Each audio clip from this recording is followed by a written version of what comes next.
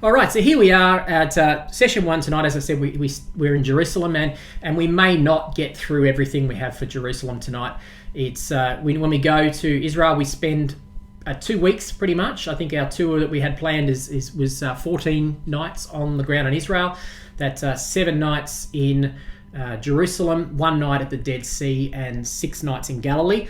And so we are not going to try. Well, the plan was to try to cram Jerusalem into 1 week, but there's a lot to see, so we may stretch some of our session tonight into next week, and we'll be able to make that up. I don't want to rush. I want to have time for you to ask questions. And admittedly, we don't travel much when you're in Jerusalem. You're pretty much on foot the whole time. You can get taxis and things here and there, but you do spend quite a lot of time walking around. And one thing you'll notice about Jerusalem, I don't want to put you off, but it is incredibly hilly, and we'll see that. I don't think I noticed it myself when I was there in 2017, but for those that have struggled with walking, you've got to be mindful of the fact that there is quite a lot of walking in Jerusalem. You don't have to do it all. If it shouldn't put you off, you can catch taxis, and if there's a bit too much walking, there's plenty of space just to relax at your own leisure. You don't have to do everything or see everything, even though we try to offer as much as we can. I would add that you can probably spend 2 or 3 weeks in the old city of Jerusalem and still not cover everything. So I'm going to just begin on our first slide here with a view of Jerusalem's old city. So what you can see here is the old city of Jerusalem, and the walls track around here. Like this is the northern wall over here, the eastern side here, the southern wall down here, and obviously this is the western side here. And I'll show you on the next slide in a moment some of the main things. What probably is worth mentioning here is the western wall is not on the west at all. It's on the west. This is the western wall here. It's the western wall of the Temple Mount. It's not actually the western wall of the old city of Jerusalem. That's over here. So that just gets a little bit worth knowing so you don't get confused. So this whole area roughly is 1 square kilometre. Give or take, it's a kilometre by a kilometre by a kilometre by a kilometre. It's not quite that. I think across the top here is 1.2 kilometres, and I think down here is about 800 metres. But it works out to be roughly 1 square kilometre. And there are about 40,000 people live in that 1 square kilometre. And when you consider that 1/6 of that kilometre is the Temple Mount, that means there are a lot of people living in this area here.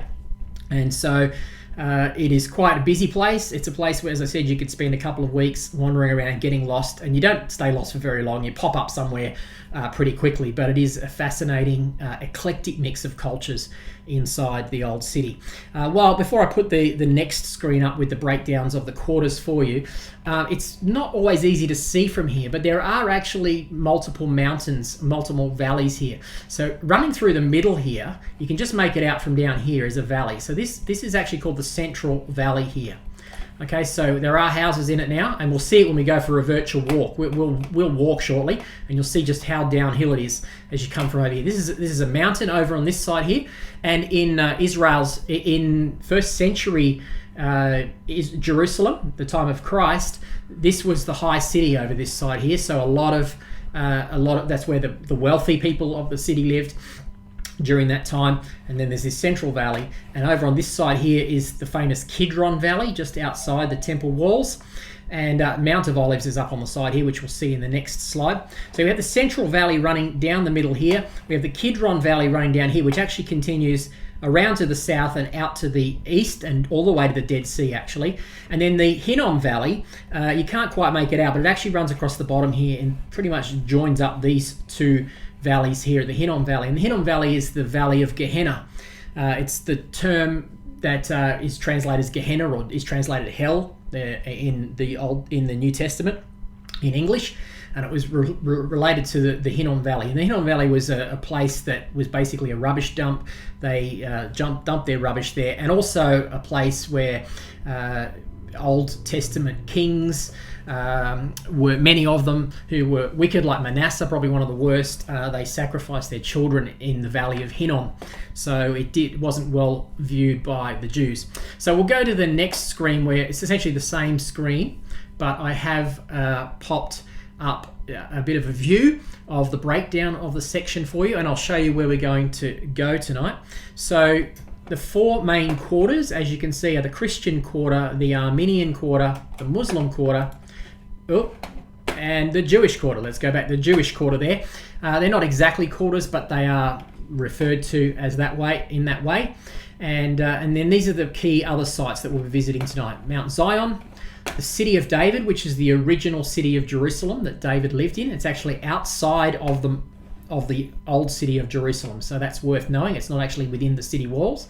The Kidron Valley, which we'll cross over tonight via Google Maps, and over on this side is the Mount of Olives, which we will take a virtual taxi ride to the top, and then we'll walk down the bottom. If that's not tonight, we might get to that next week. We'll see how we're going. And lastly, we'll finish off with a view of the Garden Tomb.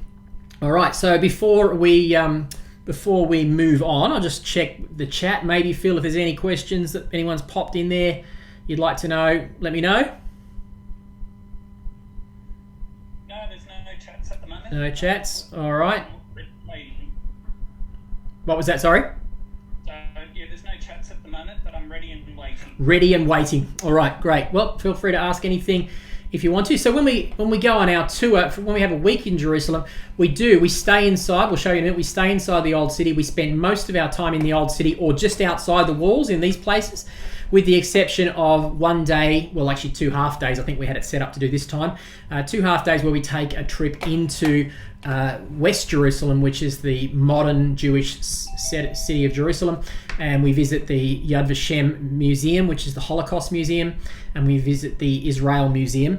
We won't take you to the Israel Museum today, although I did take you there on the Facebook page. You would have seen that model, and if you haven't looked at it yet, you can go back and look at that model, which is one of the main tourist attractions at the Israel Museum. It's a model of what Jerusalem looked like in the 1st century. So we'll show you roughly where the city walls were before we move on. The 1st century city walls aren't in the same location that they are here. So roughly speaking, from the edge of the northern side of the Temple Mount, the 1st century city walls came across through here, through the Muslim quarter, and across through the middle of the Christian quarter and down around here to this point here, which is the Jaffa Gate, and then it came down this way. They incorporated Mount Zion, and they actually came down and incorporated most of the city of David, and then came up this way. So sort of took in the bottom half of this screen, if you like. That's where the city walls were in the 1st century. And the reason was quite simple. In fact, the reason that the city of David existed in the first place, out where it is now, is because there was no water up here. The only water supply actually is the Gihon Spring, which is right down in the bottom corner here. And so that's where they had to live. Even though this land is actually quite a bit higher up here, they had to be where the water was. But as technology improved, they got more towards the 1st century, and Herod did his great building. They were able to move further up the slope and obviously have the technology to bring water and make use of it. And now, of course, they've spread out way to the west. So the other thing is that this western part of Jerusalem is modern Jerusalem, and that is just up here is the modern Knesset, which is the Jewish parliament. And everything to the east over this side of the Mount of Olives and eastward tends to be Palestinian. So even though it's in Israeli territory, it is Palestinian. And I will be posting like a information session this week ahead of next week before we head into the West Bank, where we'll talk about some of the issues with the West Bank. So let's move on now to the next slide. So when we arrive at Ben Gurion Airport, which is a very modern, classy airport, as you can see, we arrive there. Assuming the flights are the same as we were going to be, we generally arrive there early in the morning. This was the El Al flight an El Al flight, which is Israel's national airline. We won't be flying with them in the future. They are very security conscious, and so we had a couple of our guys who, let's just say that they got on board, but let's just say that they were very close to strip searched actually, and they had to put their phone in their luggage and weren't allowed to carry it on the flight with them and all that sort of stuff from Bangkok, just because El Al are very conscientious. Obviously, Israel's security conscious, so we most likely would fly via Cathay Pacific, which is via Hong Kong. It does mean we have to stop at Amman. It's quite hard. There's only really one way. If you don't fly El Al, there's no other way to do a one stop to Israel. You have to do a second stop. So we would fly via Amman, Jordan, and then it's like a Canberra-Sydney flight across the border into Israel. So when we arrive, we jump on a Sharut, which is basically like a maxi taxi, and that will take us to our first stop inside the Jaffa Gate. So here we are inside the old city walls, and what we're going to do now is we're going to take a little Google Maps tour of the old city. So I'm going to click on this link here, and then I'll have to switch the screen that I'm sharing, so bear with me. Phil can tell me if it works when we're on Google Chrome Old City. I'll share that. How's that look, Phil? Have we got it? Are we there, Phil? Yep. Good. There. Okay, cool. So here we are inside the old city at the Jaffa Gate. So we'll take a walk around a little bit here in the Jaffa Gate. So this gate is the main gate. This is actually on the western side of Jerusalem, and Jaffa is actually the port city. It's actually our very last stop on week 4 of our tour. Right against the ocean, beautiful Mediterranean city, and it was the main port. It was called Joppa in the New Testament, and it was the main port at the time of the first century. Well, the main Jewish port, I suppose. There was Caesarea as well, which we'll also visit. And this was pretty much the road that led straight to Jaffa, so it's called the Jaffa Gate. So we're going to take a bit of a walk out here, and you're going to see a few different things. You're going to see the weather change a few times depending on where we move.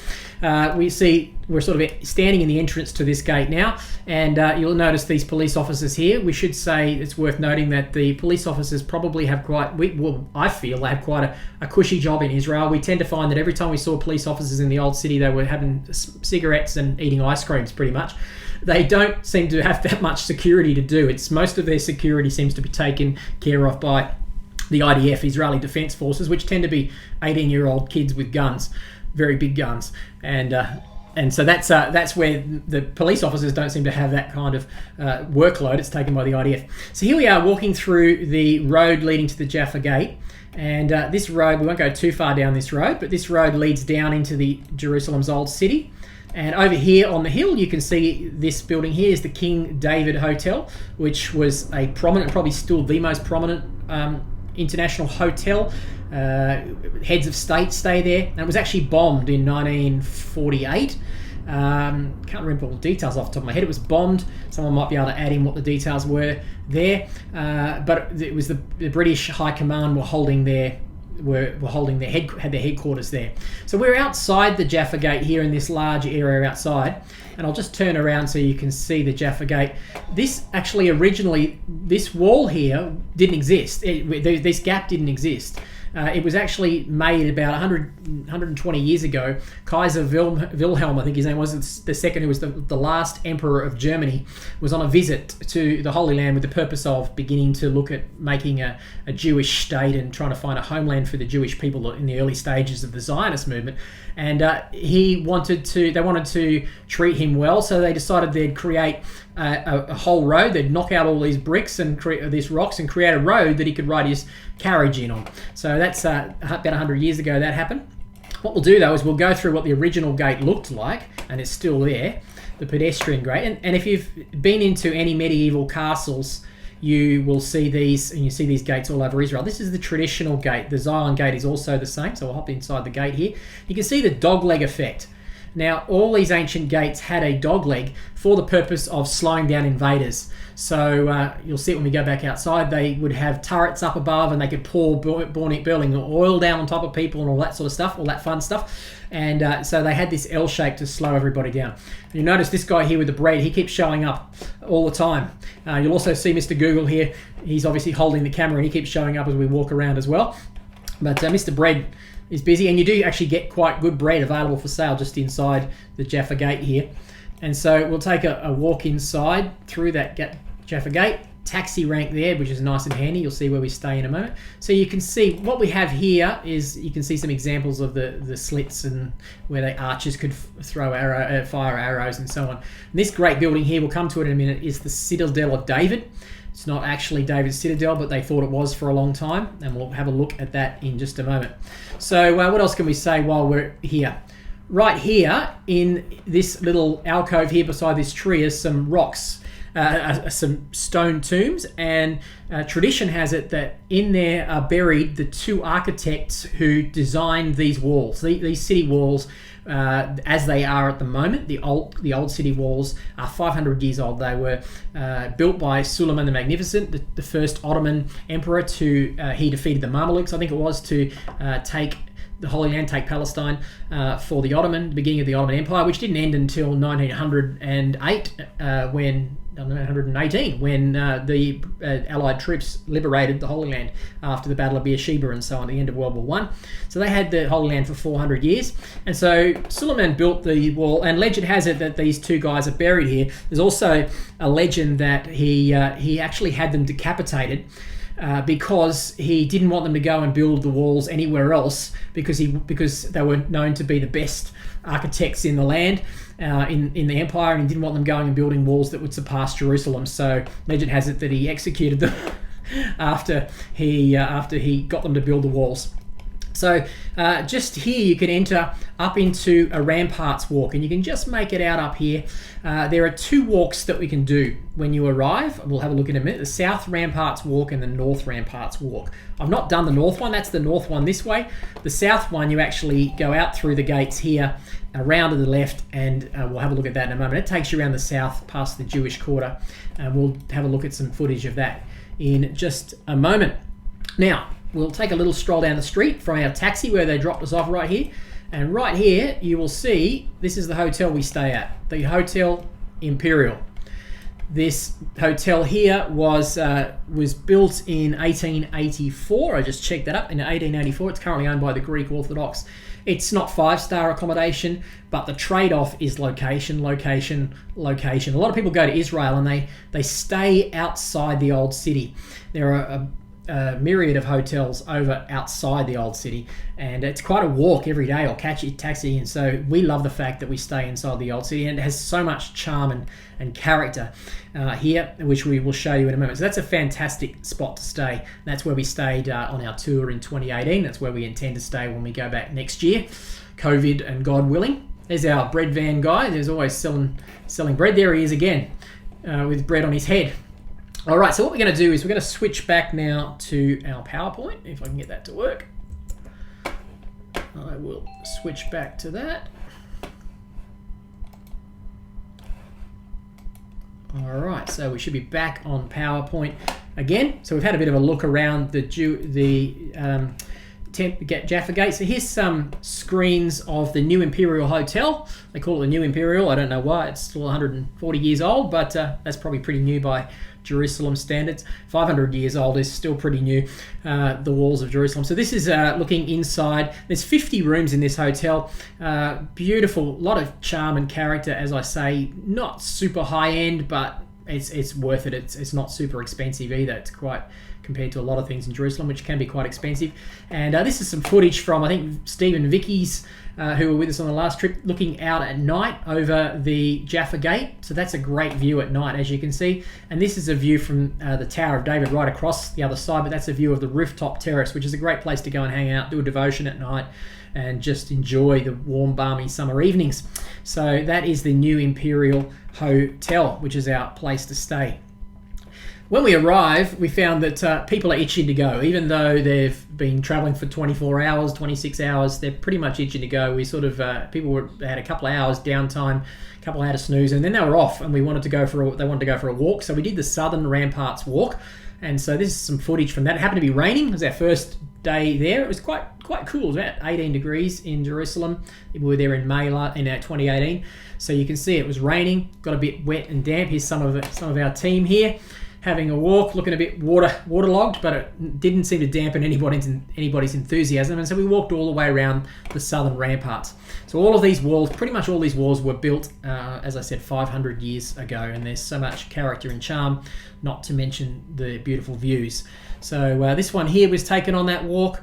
This is along the southern side. You can see the Mount of Olives over here. We'll get a better view of that shortly. Well, that's the Mount of Olives up here.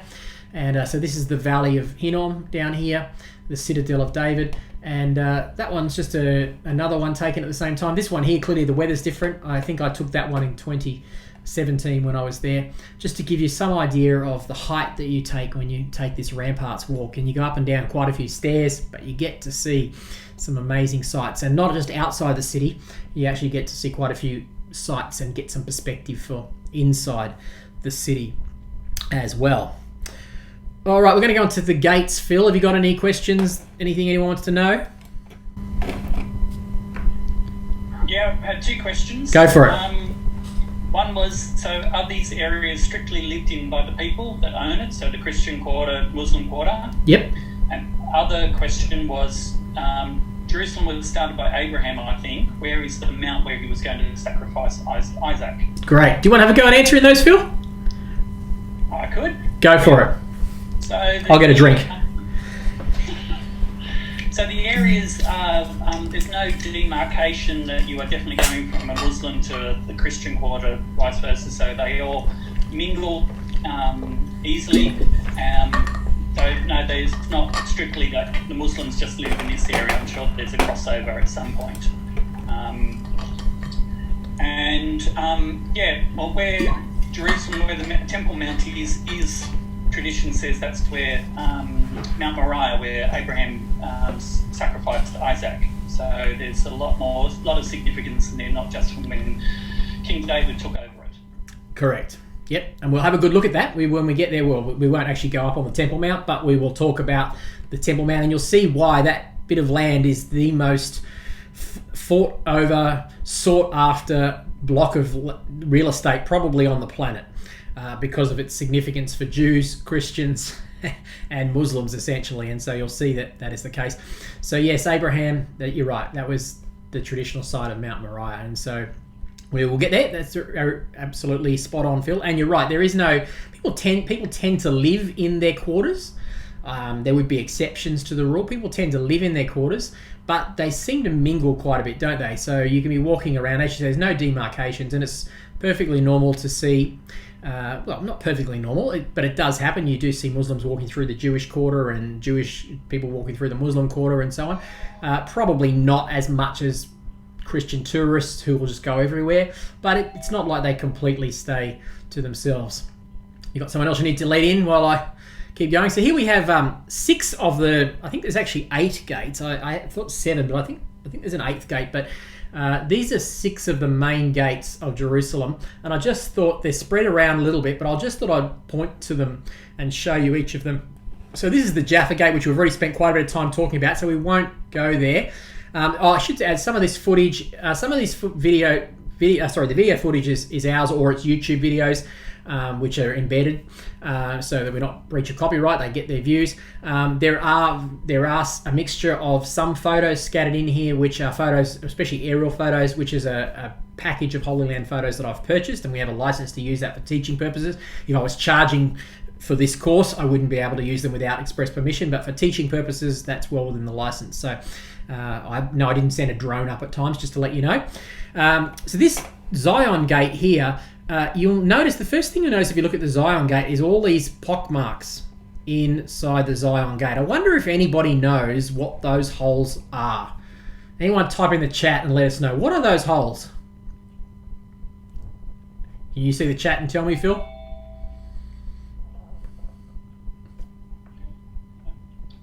Not yet? Nothing yet.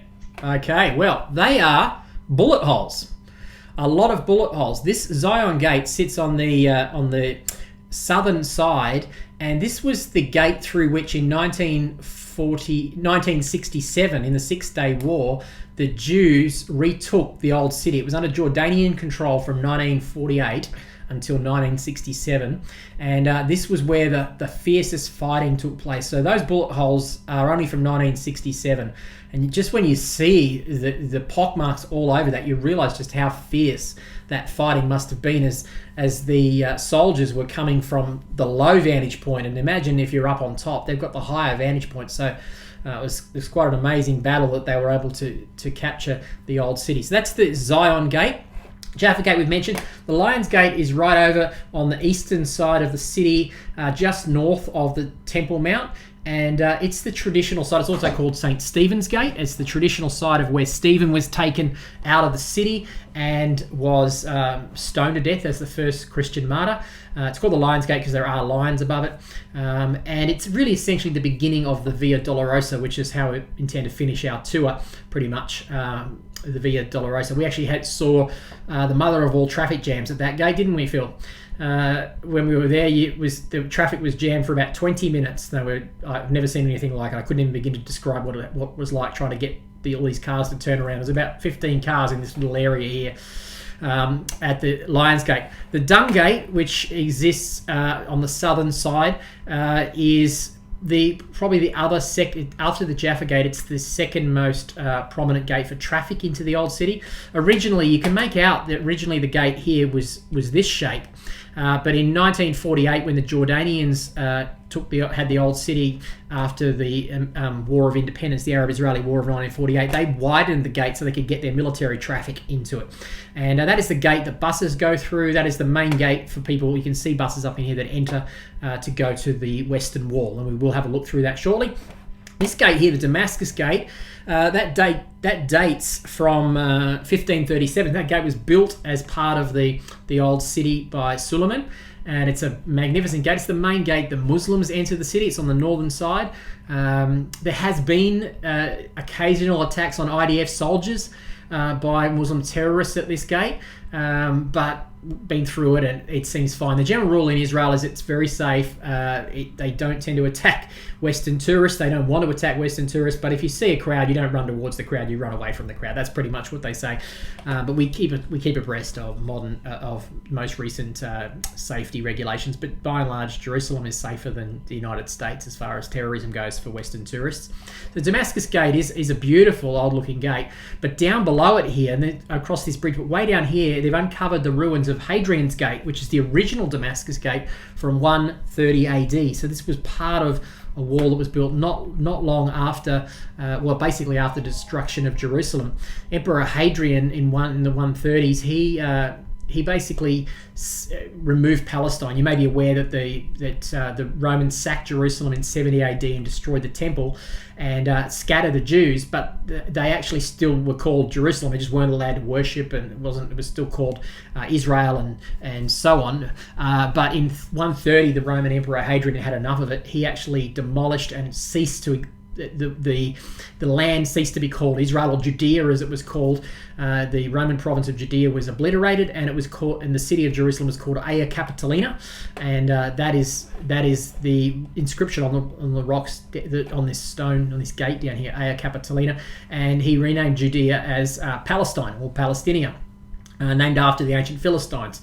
So and then Israel was not called Israel. It was called Palestine until 1948, basically, when the United Nations reallocated them as having their own land. And the last gate I want to show you here is the Golden Gate, which exists on the eastern wall of the Temple Mount. This is the Temple Mount up here, and this gate here is the traditional entry point for Jews to enter into the Holy Land, enter into the Temple Mount. It would have been through this gate that Jesus entered. Well, actually not this gate. They've found the ruins just underneath it. An archaeologist happened to be digging there on a rainy day in this temple, in this graveyard, and he fell through the ground into an 8-foot ditch and came across a whole lot of bones. And they've discovered through that it was actually the original gate that Jesus would have gone through. This gate dates from the time of Suleiman, but it's in the same spot. You'll notice that it's blocked up, and that is because the Muslims decided to block it up because they have the Jewish tradition is that the Messiah, when the Messiah comes, will come through the Eastern Gate, through the Golden Gate, and up into the Temple Mount. And so the Muslims decided that they would block up the gate and put a cemetery in front of it, and that would prevent the Messiah from entering, because Jews don't walk on graves. So that's the history behind the gates. Any questions for me, Phil? All right, we're going to watch a video now. This is actually a combination of 3 videos. A video I did on Shabbat on Friday evening, and when I was there in 2017. Then a video that we did when we were also there in 2017. On the first night we arrived, there was a fun. They do it. It's like those that live in Sydney know Vivid. So they light up the old city. It looks beautiful. They do that once a year for a week, and we happened to be there then. And then you're going to see a bit of fun from a few couples that were with us on our last trip. So we'll make sure this video should work fine if I press play. Well, it's just after 8 p.m. on Friday night, and I thought I'd take a stroll through the old city just to get a feel for what it might be like out here on the eve of Shabbat. They close down businesses and everything late on Friday afternoon and don't open again until Sunday morning, I believe. So Shabbat starts on Friday evening. and as you can see, most of the tourists that are coming this way are non-Jews, and I'm headed over into I'm actually at the Jaffa Gate now, over in the Christian Armenian side of town, on the western side of Jerusalem. And the procession heading the other way are nearly all Orthodox Jews going to synagogue. I have just been through the Jewish quarter because that's where we're staying, and none of the shops are open at all, which was to be expected. And there are Jews everywhere, dressed in their Friday best. There are ultra-Orthodox Jews dressed with the hats and everything else, and the curls and the waves and all of that. There are also more conservative Jews, and most of the Jews clearly are dressed up. Even if they're not ultra-Orthodox, they're well-dressed. It's like dressing up for church on Sunday, I suppose. And it was quite an experience. You can hear all the chants coming out of all the different synagogues. There's got to be a dozen synagogues at least in the vicinity where we're staying around the old city in Jerusalem, in the Jewish quarter. And you can see older men teaching younger men as you look into the synagogues. It's quite an experience. I'd like to do some more research into how it all works. I don't know a lot about synagogue life in this day. I know obviously a reasonable amount about how synagogues worked in the time of Christ. Not so sure these days, but it is a fascinating experience. It's Friday night, Shabbat evening, and the synagogues are full. The Jews are out in force, enjoying the evening. The Westerners have headed into town. Everyone's well dressed, and the view over the Kidron Valley outside the city walls is quite stunning. Such a deep valley that drops away before me. Great atmosphere in the old city on Friday evening.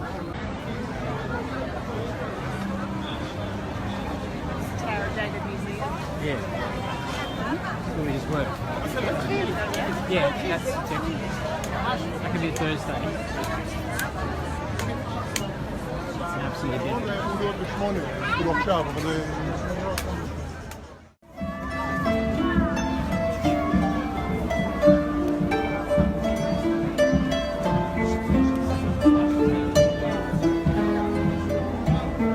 yeah.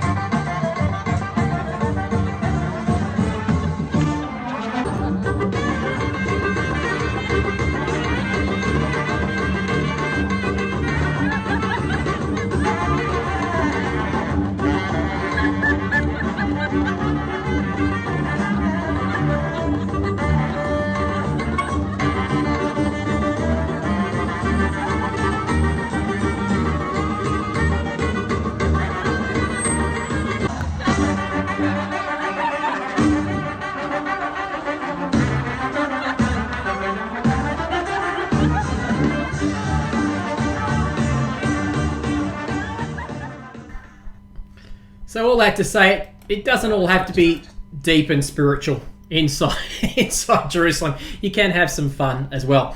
So now we're going to keep pressing on. We're going to head back to Google Maps again, and we're going to take a quick trip around the corner. It's literally just that. It's just around the corner from where we are staying, back at our hotel in the new Imperial Hotel here.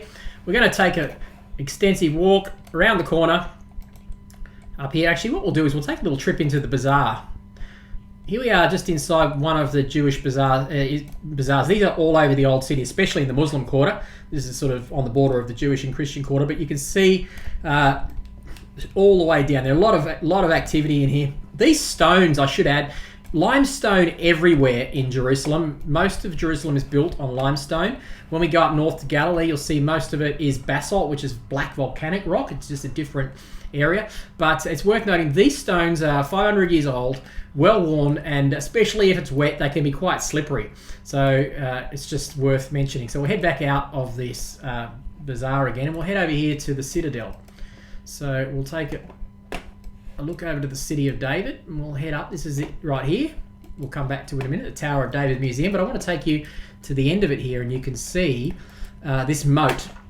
So this building has history going back to King Herod. King Herod built these towers, and parts of this, well, part of one of these towers was still his. But then it was taken by the Crusaders, and in typical European Crusader fashion, they built moats. So you can see, I don't think I can get in that close. Yes, you can. You can see a moat down there. And of course, there wasn't much water in it in Israel, but that was how they protected it, with a moat. So we'll just take a little walk back to the Tower of David. And this is basically a giant museum now. So I'll switch back and we'll have a look at about the Tower of David. Then we can stop for questions after that. All right, back to the Tower of David, and we'll play my video. Just finished about a 90-minute walk through this entire museum, this fortress of the Citadel of David. We started up the top and we walked our way through all the rooms, along the ramparts, right around the castle. It's a very well put together museum. It traces Jewish history, or traces the history of Jerusalem from 3000 BC, from the Canaanite era, all the way through to the 20th century. And with a combination of dioramas and using the audio guide, I had a downloaded app, but you can actually purchase an audio guide as well for 15 shekels. I've got a Jerusalem app that I've purchased, which has got a number of audio tours. It's certainly worth doing when you come here. It makes a lot of sense. So a combination of that and the reading of the displays, this beautiful dioramas. It's rather like walking through some of the things in the Australian War Memorial in Canberra, some of the beautiful dioramas in this place. And if you want to get an understanding of the history of Jerusalem, I don't think that I've seen a better way to do that than to come to this place. It's just clear, succinct. It's not too busy in terms of the amount of information it gives you, but it just gives you a great chronological overview of the city. And so what you can see down here, this rectangular, L-shaped pattern, is actually walls they've uncovered of Herod's palace. So this is Herod the Great, who was the Herod who slaughtered the innocents in Bethlehem, the one that was alive at the time of Christ. He died soon after Christ was born, and he has building campaigns all over Israel that have survived. We'll see several of those. And this is the ruins of his. And this was then, they believe, taken over by Pontius Pilate. So it's very likely, actually, that just outside the walls here, just outside the western wall here, this is the western wall of the old city, is the Praetorium. Well, actually, is the seat where Pilate brought them out before the crowds. We actually visit that when we go. We won't do it on this tour, but we can actually take a walk and see that, where that would have been. They've uncovered that there. And so this was taken over by Pontius Pilate. It was his palace at the time of Jesus' crucifixion. And the reason they built an extensive wall there was because this is actually the weakest part of the city walls. It just where its location is in terms of height and elevation, all that kind of stuff. So they built a significant fortress there, which has been built and strengthened by the Crusaders, has been used by the Jordanians in 1948 through to 67, because all of this territory over here was all in Jewish territory. And this was essentially the border with Jordanian as the old city. So it's been used as a military fortress for the better part of 2,000 years, and most recently turned into this incredible museum, which is certainly worth going to. Do we have any questions, Phil? Just finished about... Nope. No questions at the moment. All right, well... Too enthralled, I'm saying. What's that, sorry? No, there's no questions. They're too enthralled. Too enthralled. All right, so this here is one of the highlights of our trip. This is the Tower of David Night Spectacular. So we go during the day look at the museum and head back one evening and watch as they tell the history of Jerusalem on the walls of this Tower of David. This is a YouTube video that I've embedded here, so this should work. This is their advertising for it, and it goes for a minute or so.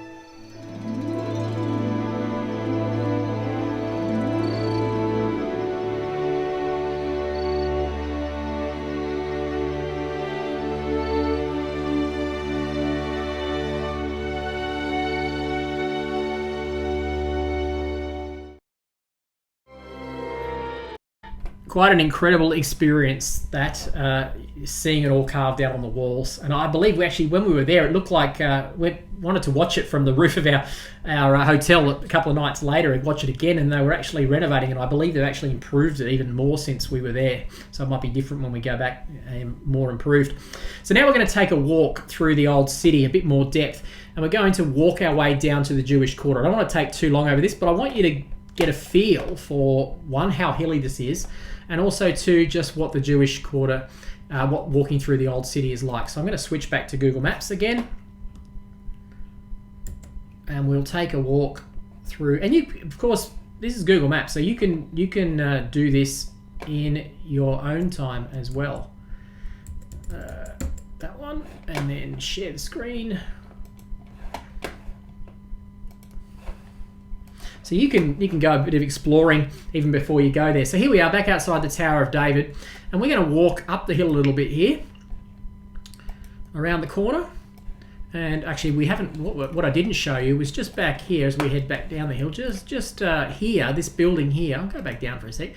This building here is Christ Church Anglican. This is the only Anglican church, I believe, inside the old city. It's about 150 years ago, and that's beautiful. Heritage Centre. A lot of people volunteer from all over the world to go there, and it's got a beautiful little cafe in there.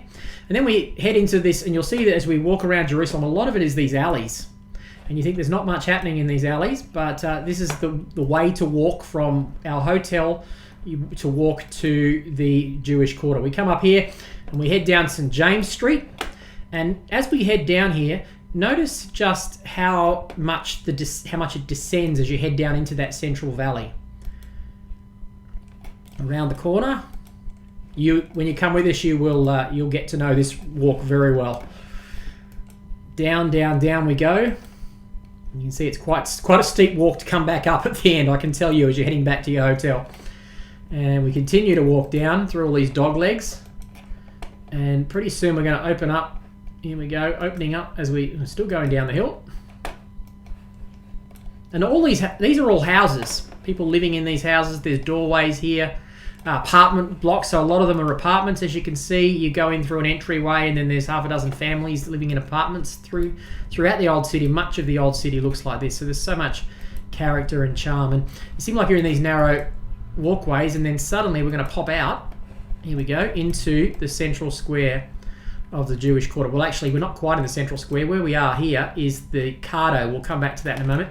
These are the ruins here of the Byzantine era, so 400 or 500 AD, and you'll see more of the Cardo in a minute. But I think I'm going to try and jump over to this side and head into, so you see where we've come to. We've done a jump across there. I'm going to try and head into the Jewish quarter. This is the central section of the Jewish quarter in here, where all the activity is. Here we find ourselves in here, and what we have here is the Hurva Synagogue, which is the main synagogue, Jewish synagogue in Israel. And we'll take a look up there in a moment. It's a great tour, but we'll head back. So here we are in the Jewish quarter of the old city. So I'll switch back to PowerPoint again. I would have liked to have spent a bit more time taking you and showing you around, but we'll run out of time if I do that. But you can, as I said, you can do that with Google Images yourself. So here we are in the Hurva Square. I'm standing in the Hurva Square, which is the centre of the Jewish quarter of the old city of Jerusalem. And behind me is the Hurva Synagogue, or the Hurva Synagogue. I don't know how to pronounce it the way the Jews do with their guttural sound. This synagogue, the original synagogue here, dates back to the late 17th century. And it was destroyed and then rebuilt again in the mid-1800s, I think it was, and then it was destroyed in May of 1948. It was blown up by the Jordanians in the Independence War when they took this area. And this synagogue, the previous one before that, had been blown up in that process, so they rebuilt this synagogue and opened it again only in 2010. And it's really essentially, from what I understand, the central synagogue of the Jewish faith here in Jerusalem, one of the preeminent synagogues in this area. Walking through the old city is a fascinating experience. I could spend a week just wandering around. TripAdvisor says part of getting lost is part of the fun of this place, and literally there are nooks and crannies, there are alleyways in all kinds of directions, and you think you have some sense of direction and suddenly you end up completely somewhere else. But it's hard to stay lost because it's really well signposted, and eventually you'll come out. The other night we had someone, a Jewish lady who's lived here, an American Jewish lady who's lived here in the Jewish quarter for 40 years, and we were completely lost and couldn't find our way back to our hotel, and we've been lost for 10 minutes or so, and then she found our hotel in the space of about 2 minutes. We were right nearby it, but just couldn't get there because we thought that this narrow pathway that we had to go down looked like some back alley where we'd get mugged, but it was actually the main thoroughfare through to our hotel. So it really is a great joy to walk around this place and experience the various different cultures. I've heard lots of Australian accents. There are Aussies all over the place walking around. I've heard Americans. It's an incredibly multi-ethnic experience. You see Jews, Muslims walking around, but just enjoying the experience of walking around such an eclectic world with so many different flavors and experiences and cultures all blending together. I'm loving every minute of this.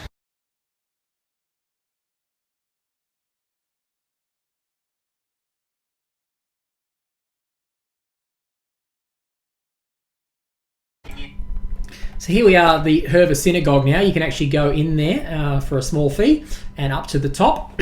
And you'll see here, this is a view from the balcony from high up inside. And a couple of things to let you know is that in all synagogues basically in the world, they call it basically the Ark, the Holy of Holies is this bit here, and some of them are less ornate than this, but that is where the Torah scrolls are held in a synagogue, which is essentially after the diaspora, after the temple was destroyed, the Jews transferred the holy place into each synagogue and put their Torah scrolls inside the Ark, and that is regarded as the Holy of Holies, if you like, of each synagogue. This one's obviously very ornate, and they all face towards Jerusalem, apparently wherever they are in the world. This wall here you can see that's old compared to all the others. See all these modern walls, and then this section here. They've actually, when I mentioned that the synagogue had been blown up in 1948 as the Jordanians were leaving and fleeing, they thought they'd do as much damage to the Jewish quarter as they could. They blew it up. This is a section of wall that remained. So this is all that remains. So then they used that as the framework to build the rest of this magnificent building. So you can see it here.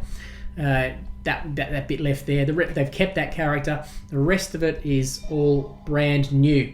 So what we'll do is we'll have a look at this video footage. This is Phil's video footage from the top, basically walking around the top of the synagogue, and you'll notice as we head towards the Judean desert, you'll see a dust storm. It only goes for a second. It's an incredible place to get a great view right in the middle of the old city.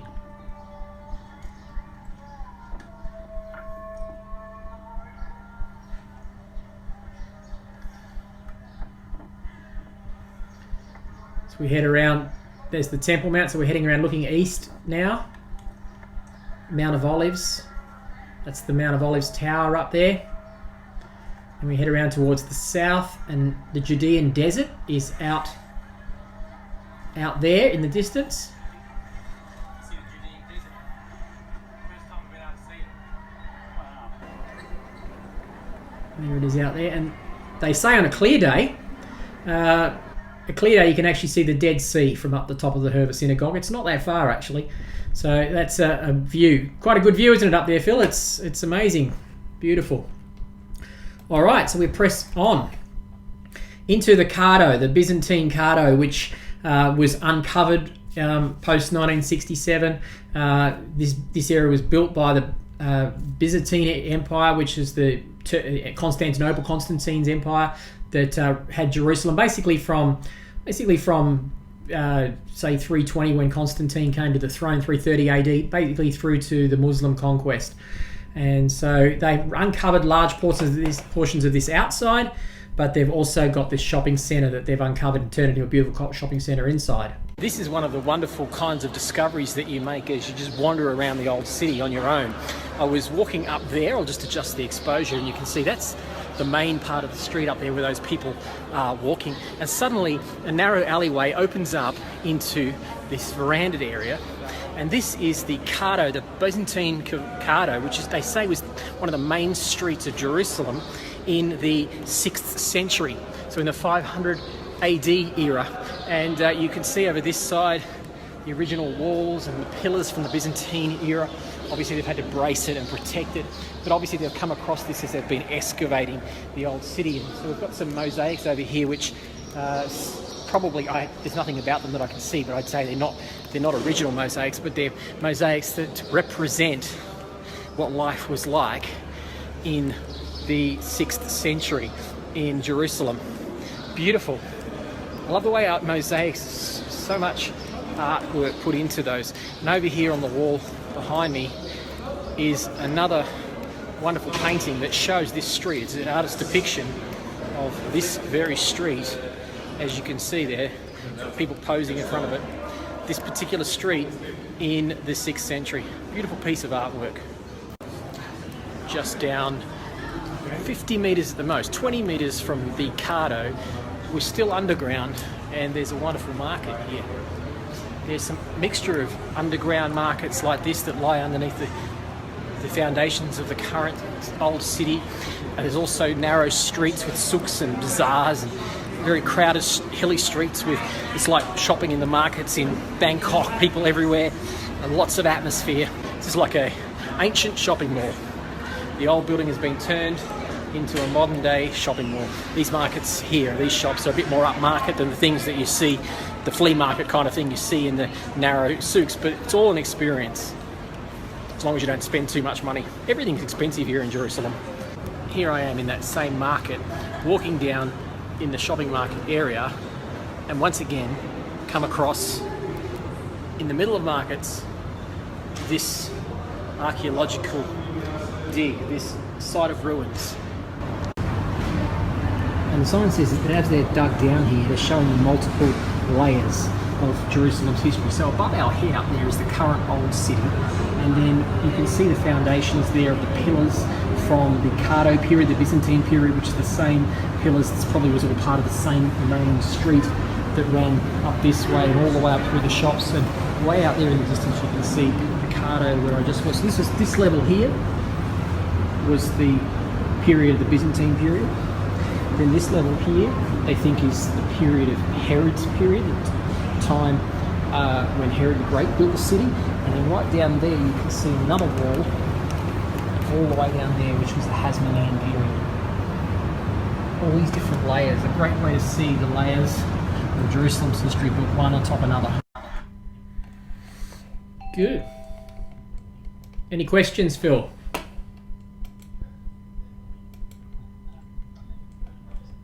No questions, just comments? Take me back. I'd love to, can't wait for next year, giving me goosebumps. Love a good market. Great. The boys can have an Arvo nap. What was that one? And the boys can have an Arvo nap. And the girls can go shopping. That sounds like a plan.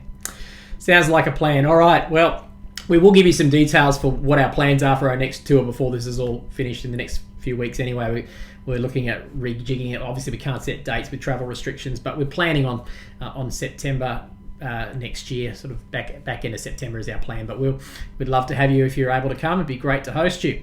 So this is also from the Herodian period. The Wall Museum exists inside the Herodian from the time of Jesus, the Herodian period being King Herod. So this museum's a great museum. It's undercover. When I was there, it was 40-something degrees, so it was nice to get undercover.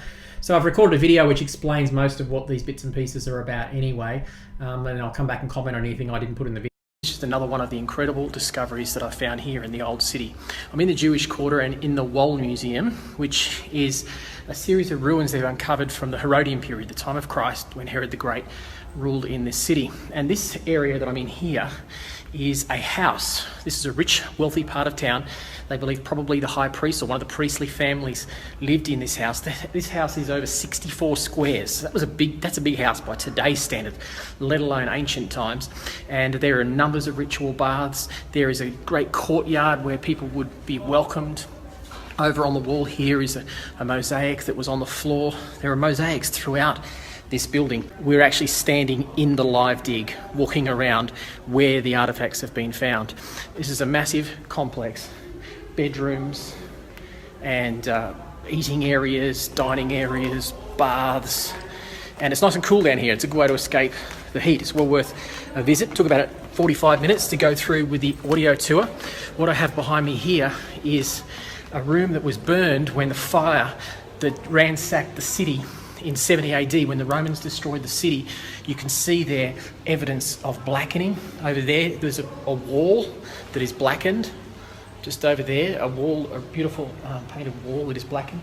And down here is ash from the cedar beams that they actually discovered when they pulled all this up. Mosaic floor is all blackened. Now, how they came to discover this area was that when the Jordanians took the city in 1948, they came in and they completely sacked the Jewish Quarter, destroyed all the buildings that were there, and basically left it in rubble until in 1967, in the Six-Day War, when Israel moved back in and retook the city. They ordered the rebuild of this city, and when they did, part of the preparation for foundations to build a new city up above, 3 meters up above there, part of that was they discovered this excavation. They discovered these ruins, and so they had to shore up the foundations, and so you can see numbers of pillars around that they're using. And also too, they've used that to build a visitor centre and other buildings up above. And here is a model of what they think the museum area looks like. It's a huge area with 6 houses in it that we've just been walked through and learned all about. Well worth a visit. An amazing site, the Wall Museum, and there is quite a bit of evidence. I've been researching more recently too, that there's a good chance that one of those homes, probably the one I was standing in, I think there's a good chance that was the high priest's home. So it's quite possible. We know that Jesus was taken to Caiaphas' house as part of that process of his trial, so he will have likely been dragged into this place. So it's quite, I don't know, it's quite an amazing experience to go and walk through the Wall Museum. We'll keep going. We're not going to take a walk down to the Western Wall just for the sake of time. We'll head straight to the Western Wall, but you can do that. It's a bit of a two-stage process because we're limited with what Google Maps will do. But you've got a feel for what walking in the old city is like, and I want to give you time to see the rest of the tour. So, So here we are down at the Western Wall. We've walked our way down the hill and come to the Western Wall. The Western Wall is basically the foothill of is basically the foundation wall. This wall up here is the foundation wall that Herod built. The foundation wall is basically like a great giant retaining wall is what it is. And this is the Western Wall here, also called the Wailing Wall. It's the holiest spot for Jews in the world. And the reason is you can see up here the Temple Mount. Now the Temple Mount is, you can see the Dome of the Rock. The Dome of the Rock, as I said, the top of the whole Temple Mount is under Arab control at the moment, and the temple would have been up there. This is a good chance to maybe answer that question that was mentioned earlier as well. Hello, Judy Loadsman just popped in there. So So this just to answer that question for you before, the Dome of the Rock sits over what they call the foundation stone. It's not a mosque. The mosque, actually, you can see the mosque here on the southern wall. It's called Al-Aqsa Mosque. But the Dome of the Rock is a shrine over this rock. This rock is the traditional site where Abraham offered Isaac. It's the traditional site from which Muhammad is actually said to have come to Al-Aqsa Mosque in the middle of the night, be transported according to Muslim tradition, from Mecca or Medina, one of those two, to the Al-Aqsa Mosque, which sits here on the Temple Mount. I think Al-Aqsa means farthest point, so it was going there, and then tradition says that he was escorted from the Temple Mount straight to heaven, had a view in heaven over that rock. And it's also regarded by Jews as the foundation stone. They see it as basically the foundation point on which God made Adam. That's what they believe. So you can see why it's such a hotly contested perspective, especially for Jews and for Muslims. Christians, not so much. In fact, when Christians were very anti-Jewish when the Roman Empire became Christian, and so they left the Temple Mount empty and they went and built the Church of the Holy Sepulchre just on the other side of the city, which I don't know if we'll get there tonight. We'll see how we go. They went and built the Church of the Holy Sepulchre. But this is still the closest point for Jews. They pray here at the Western Wall. They kiss the wall. They fold up little bits of paper. You can see all these bits of paper, prayers, and put them in there. And you can do that yourself. I'm not dramatically moved by it, but some Christians are when they go there as well. You can see Phil and Kim here in the bottom of this picture. And here Jews praying over the Torah scrolls. So that's the Western Wall. Now this is the far bottom corner of the Western Wall. So this is actually inside the Israel Museum, or inside the Citadel of David Museum. This diorama here, which is what it would have looked like. So I'm going to play this video because this explains this section. And I'm standing right here at the bottom corner of the southwestern corner of the Temple Mount as I record this video. Standing right at the foot, the southwestern corner of the Temple Mount, and they say that it's about 60 feet up there. However, in the time of Herod, they reckon it was 150 feet, so a lot higher than it is now. Over here we have a whole bunch of rubble, and this area rocks have been found here, stones from the original temple.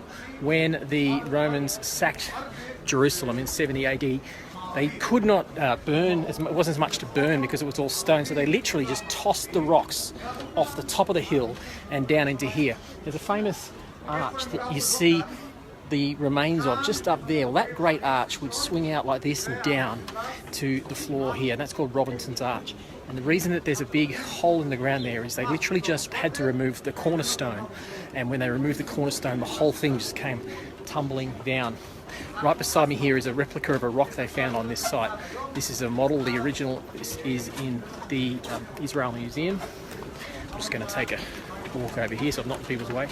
The original is in the Israel Museum, and that particular stone was the cornerstone from right up the top, where the priest would stand on Shabbat and blow his shofar out over the hills, and that would signal that it was time to stop work and get ready for Shabbat.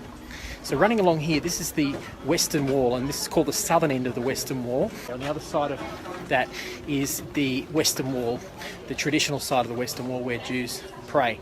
And the bridge you can see up there is the bridge that only entrance non-Muslims can take to walk up to the top of the Temple Mount. So these niches over here in the wall is where the money changers, they believe, would sit, and people would come and buy the animals for sacrifice. The animals were farmed in the hills around about Judea, around this area. It was too far for people to bring their animals here, so they would bring money instead and buy their animals. They were given a token, which they would then take to the farm, to the stockyard, and collect their animal for sacrifice. So we're standing in what is definitely known to be a plaza, a shopping area. So that means, it certainly means that this is the area where Jesus came and overturned the tables of the money changers. This was a very, very busy marketplace, and this is the place where Jesus would have come, turned those tables over, and cleansed the temple. because what they were doing was they were extorting people. People were coming in and they were overcharging them. It wasn't that they were selling animals for sacrifice. That would have been okay. You couldn't have brought an animal from Galilee. It would have been scorned by the time it got here. So it was okay to buy an animal, but they were overcharging and extorting the people, and that's what Jesus was having a problem with, the fact that there was extortion going on in the house of God. What you can see here are the stones that make up the corner wall of the Temple Mount, and they are incredibly strong. They used to build a lot of castles with rounded corners in order to prevent attacks, so that when a boulder or a weapon was launched against it, it would deflect the blow because it was curved.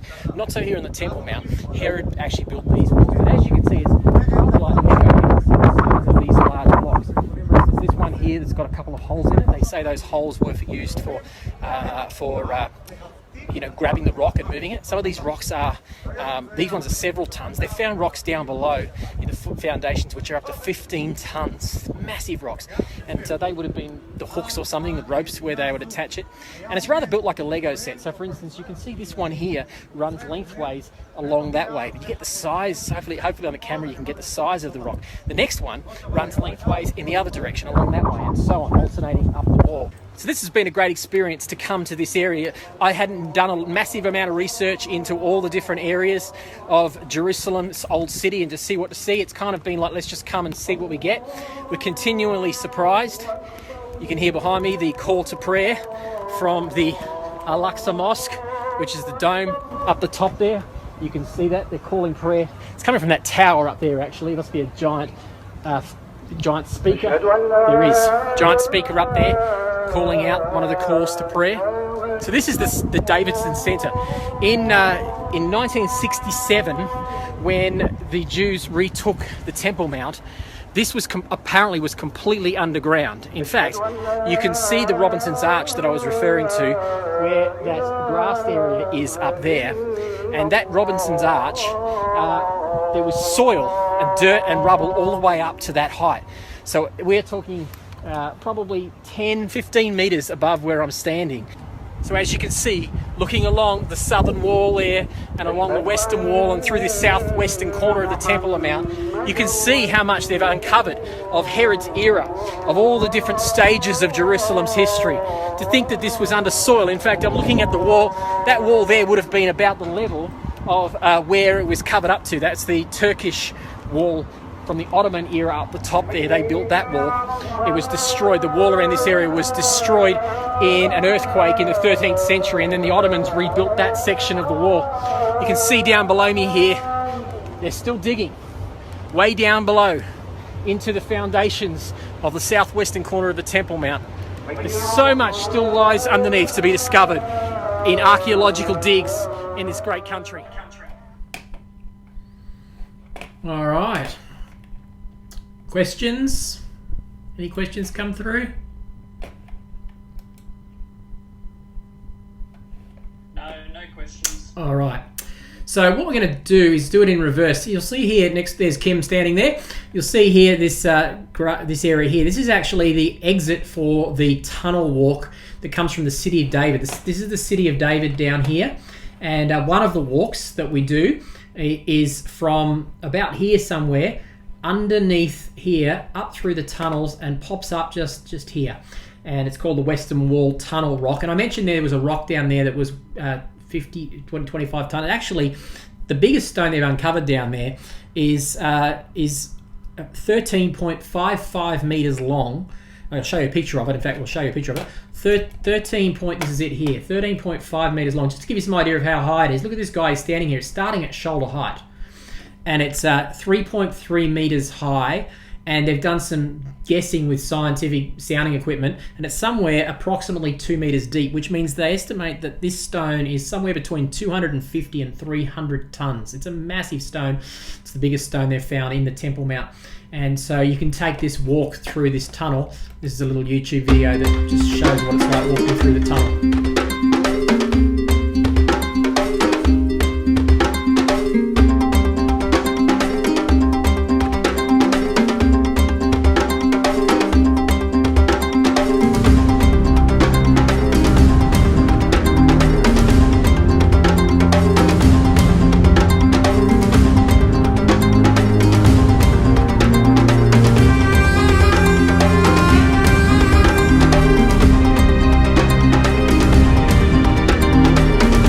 So these were actually this was actually a main thoroughfare, I believe, at the time, first century Judaism. From down at the Pool of Siloam, they would actually walk up, draw water, walk up through these roads and up onto the Temple Mount during the feast.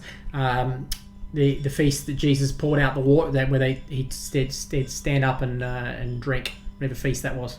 Can't remember which one off the top of my head what it is. All right, so we've got 12 minutes, so we'll get through Mount Zion and see how we go. So now we are taking a look at Mount Zion, just outside the southern side of the city wall. This here, when you read Mount Zion in the Bible, this is not Mount Zion. Mount Zion was the citadel of David, the city of David, just to the opposite side, to the east of this. But this is the traditional side of Mount Zion, and this great church here is the what's it called? Got blank. It's called the Dormition Abbey.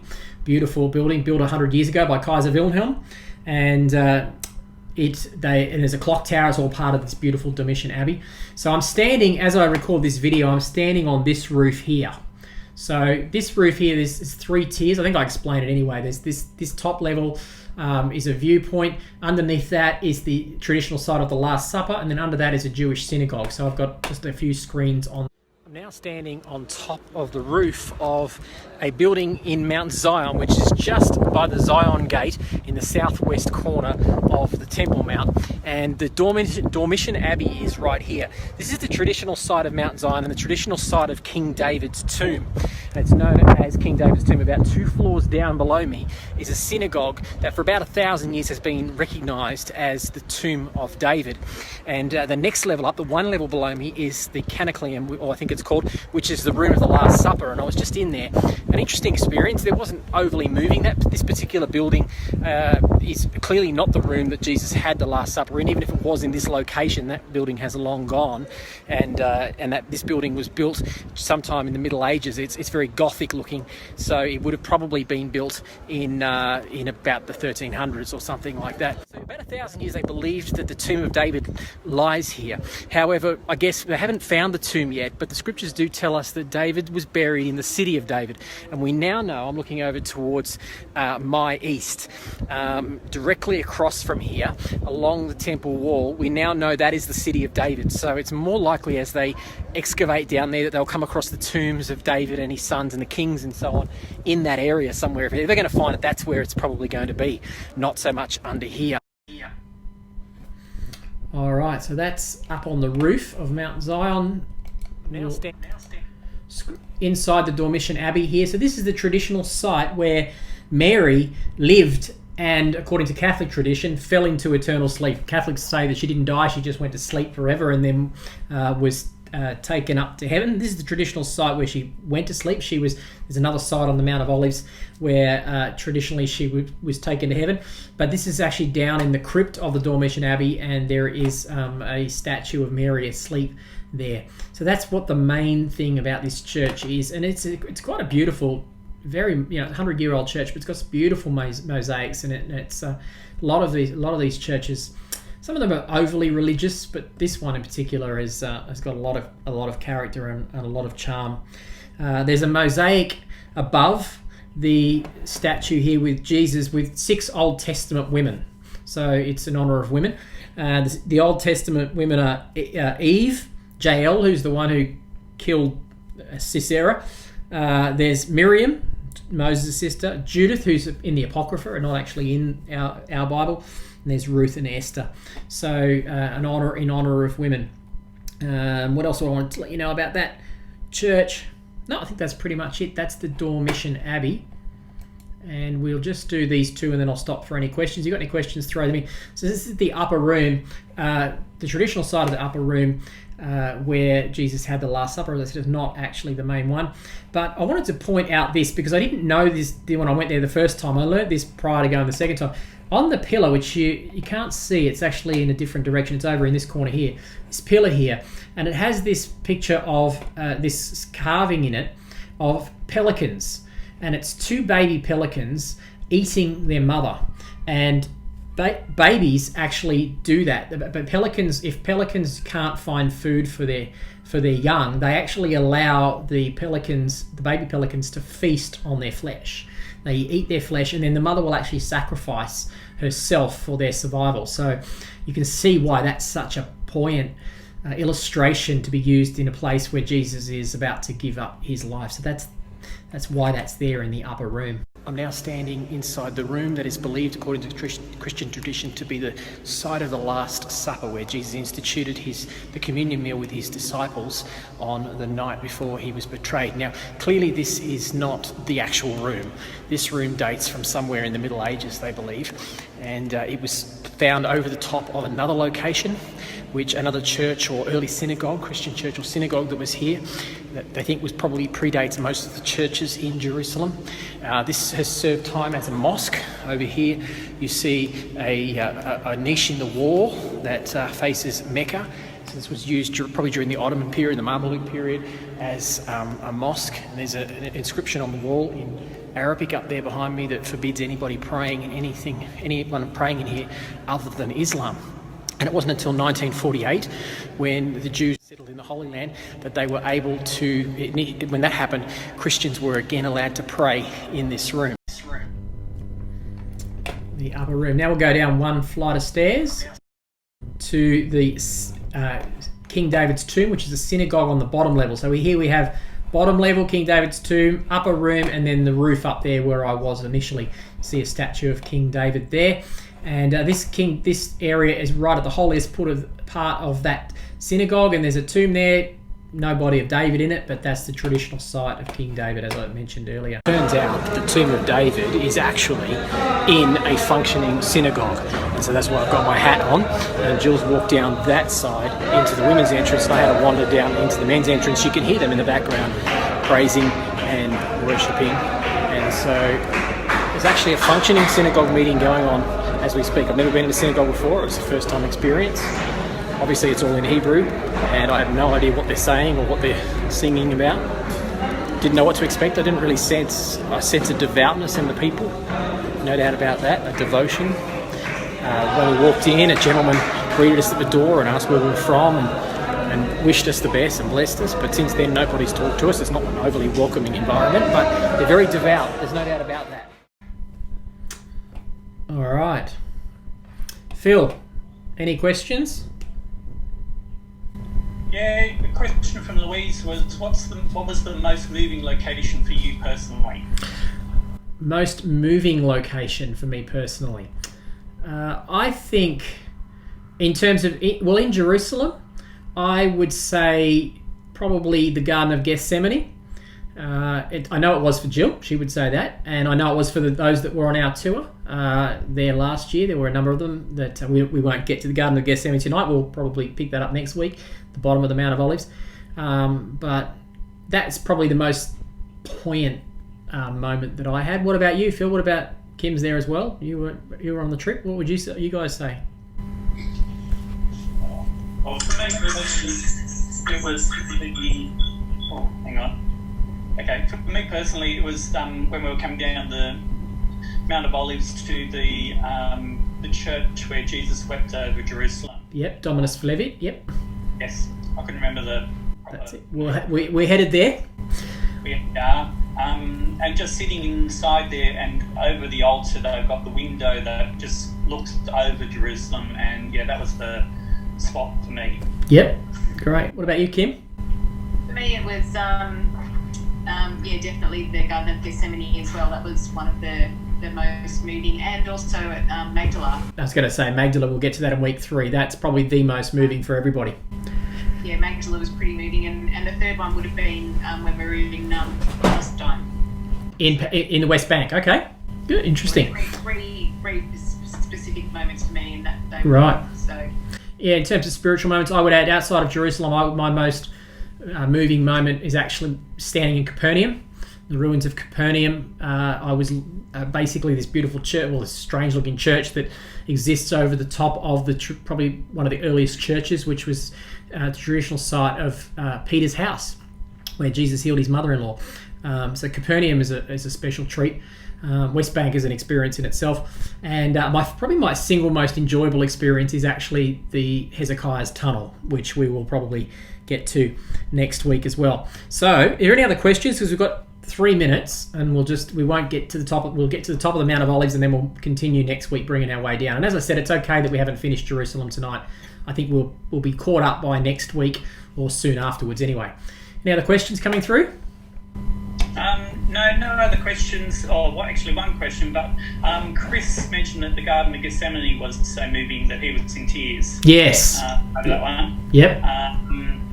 And Debbie says she sees that you're experiencing a good deal of Byzantine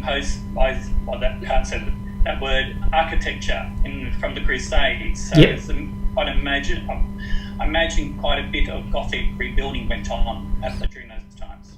Yes, absolutely, Debbie. Spot on. A lot of Gothic-looking buildings. The Church of the Holy Sepulchre, when we get there, is essentially a Gothic building. The original building was built by Queen Helena, Constantine's mother, when she went on a building rampage all over Israel, and she built the Church of the Nativity in Bethlehem. She ordered the building of the Church of the Holy Sepulchre, which was destroyed by the Muslim. In fact, that was one of the main reasons for the Crusades, was the destruction of the Church of the Holy Sepulchre. And when it was rebuilt in 1100s, 1200s, and it was very Gothic looking as well. And so there is a lot of that. Byzantine era, so Byzantines prior to the Muslim conquests. So you see a lot of Byzantine mosaics all over Israel. The Byzantines knew how to do mosaics really well, and then you've got that Gothic. So you've got these multiple layers all the way back to Herod, and as you can see, they build upon each other, up. So the land is so much higher, and you get mixtures of buildings, some that date to different periods to others as well. But it's a fascinating experience in that way. A few chats coming through. Are there anything else? No, the only other chat was will they be able to see this again? So I've answered that question. Yeah, sure, no worries. Okay, well, what we'll do is I'll take you to the top of the Mount of Olives, and then we'll call it a night, and next week we'll make our way down. So we'll jump on and head to the top of the Mount of Olives, but this is a view from the pretty much the western side, the eastern side of the Temple Mount, looking at the Mount of Olives. So what we're going to do is we're going to go up to the top, and the Chapel of Ascension is, you can't quite see it, but it's up in behind here, the traditional site of the ascension of Jesus, just in behind these trees here, where Jesus ascended into heaven. And then what we'll do is we'll make our way next week along to the Hotel Seven Arches here, which was an intercontinental hotel for a long time. In fact, I think after the 6-day war, I think the Intercontinentals pulled out, and it's now just its own independent hotel. And then what we'll do next week is we'll walk our way down via Google Maps, via a few different churches. So we'll make our way down here, and I'm just looking for Phil's church that he was talking about. You can't actually see that, Phil. It's just in there, so it must be it right in there behind the trees. It's the Dominus Flevit Church, which is the church where traditional site of where Jesus wept over the city of Jerusalem, and we'll see that next week. It's shaped like a giant tear to signify Jesus weeping. And this church here is a prominent feature, the Church of St. Mary Magdalene, a Russian Orthodox church. And then we finish our walk down the Mount of Olives here at the Church of All Nations, and this here is the Garden of Gethsemane, where some trees, there are olive trees in there that date to 800 to 1500 years old, but the way olive trees work is that they just sprout new ones. So it's very likely scientists think that the root system is probably the original olive trees, and it's been an olive grove ever since the time of Christ. So that's quite moving for people, even if the church itself isn't so much, but the olive grove certainly is, and we'll spend some time reflecting on that next week. So what I'll do is I'll head to the top and we'll close. I'll just take us up there and via Google Maps, and we'll just close here with the church. You can't actually see that here, but in here is the Chapel of Ascension, which is the Catholic traditional spot of the Chapel of Ascension. I just want to show you that, and then we'll make our way, then we'll probably close at that point. So I'll just switch back again to PowerPoint. You couldn't see that because I didn't stop sharing my screen. Apologies for that. So we made our way to the top, but you didn't get to see it. So here we go. This is the Chapel of Ascension. So this was actually built by Salahuddin, who was the Muslim conqueror who conquered Israel for the. We've got a body. Jesus. I'm assuming that's you, Phil. Who else is drawing? So we've got here it was built as the traditional site for the ascension of Jesus. There is another chapel, this one which is very prominent on the top of the Mount of Olives, which is the Russian Orthodox perspective, and there's some uncertainty about which one it is, obviously. This one here houses this rock, which is, I can't see it, but it apparently has in it somewhere the footprint, the right footprint, that looks like a right footprint, which is supposed to be where Jesus put his foot before he went to heaven. I'm not quite sure how that would work, because if he's able to leave footprints in rocks, but I guess he could.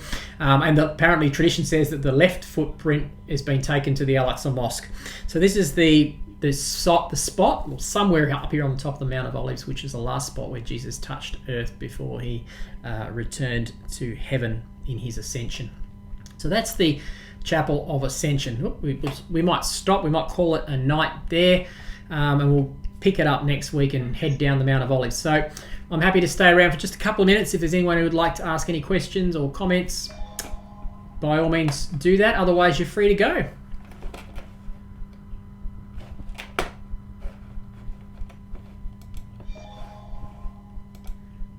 Any other chats?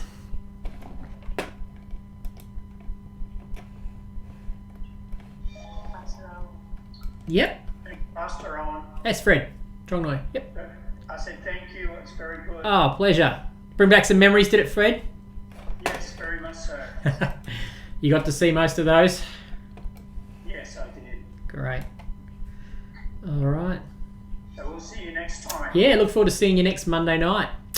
Okay, God bless you. God bless you. Thanks, guys. Bye. Any other questions? I'm not monitoring the chat, but if you have a question that comes to mind, pop it in there. Thanks for being with us and being patient. I hope it was useful.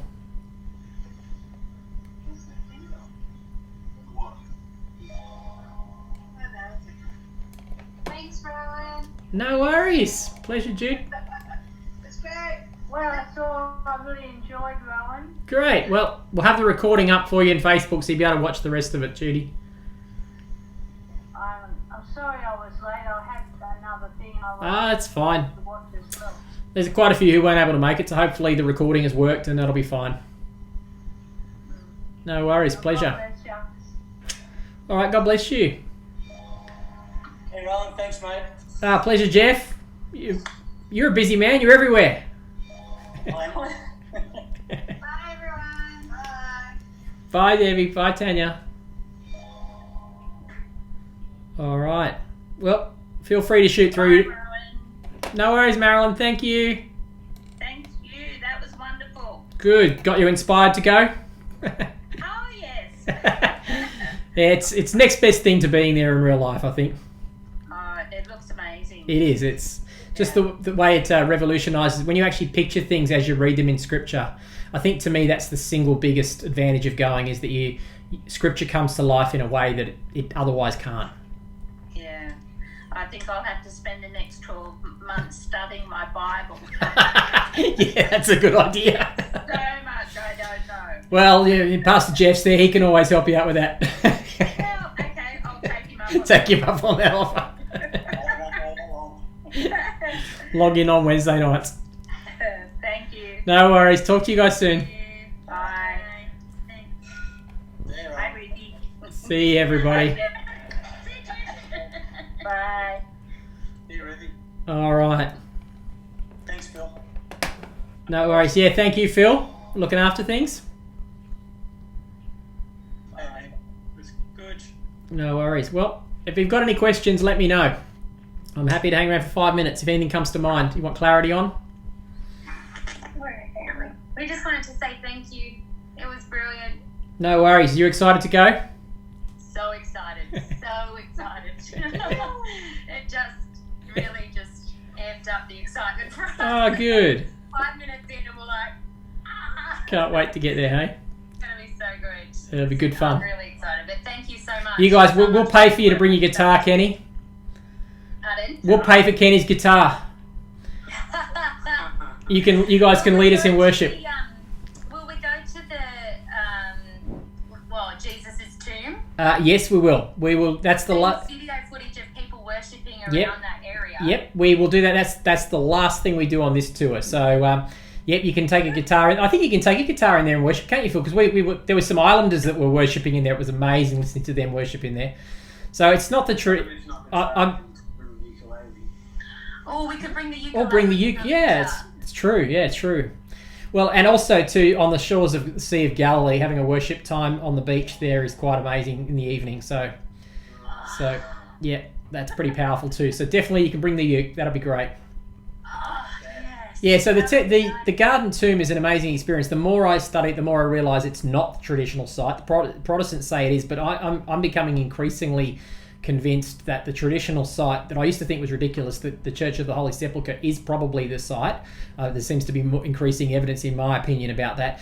But the Garden Tomb itself is a different experience. Even if it's not the traditional site, it's more like what it would have been like. It's actually a garden. It's beautiful, and you can worship. You have communion there. And so even though it might not be traditional, it has the traditional feel that you don't get inside the Church of the Holy Sepulchre. So very different experiences. But we'll do them both. We'll actually end with them next week. We'll end Jerusalem with those next week. Oh, nice. Awesome. Yeah. I'm so excited. No worries. Cool. Thank you. All right. Thank you very much. No worries, Glenn. Bartleys. See you later. See ya. guys. See ya. Yeah. Bye. Thanks again, Phil. Hi, Charles. Thank you, everybody. No worries, Rosalie. Rosalie. Bye, Mum. All right. Rhonda and Robin are still there. All right. Well, we might close off there. All right, guys. Thanks, Phil. Thanks, Kim. Thanks, everybody. We'll close it off there and talk to you next week. All right. See ya.